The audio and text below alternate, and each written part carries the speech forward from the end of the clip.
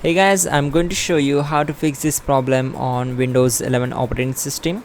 In the first step, right click on the taskbar and select task manager. Then once we are here, select run new task. Then we need to click on browse button. Then go to this PC, open C drive, then open Windows folder, then find out system32 folder. So simply double click on it to open it. Once we are here, we need to find out cmd.exe file. Just select it and click on open. Now check this box.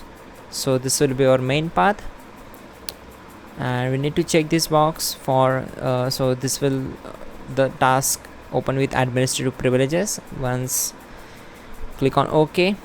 Now on this window we need to execute some commands. Before that, just go to search bar, type here device manager and click here to open it. Now just expand display adapters, right click on the adapters, select properties, go to drivers tab and click on update drivers. Now we need to select the first option, make sure you are connected with your internet connection, then select search automatically for drivers, so it will install the drivers.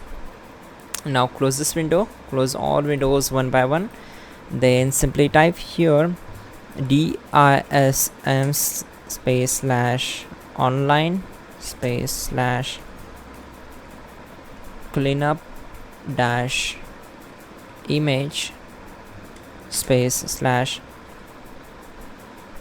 restore health and hit enter.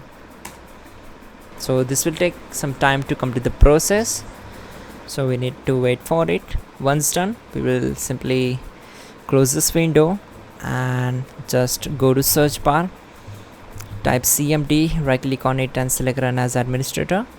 Then type the second command, that is sfc space / scan now and hit enter. This will also take some time to complete the process, so make sure you have to complete the process to fix the problem. Then restart your system, your problem will be solved and you're good to go.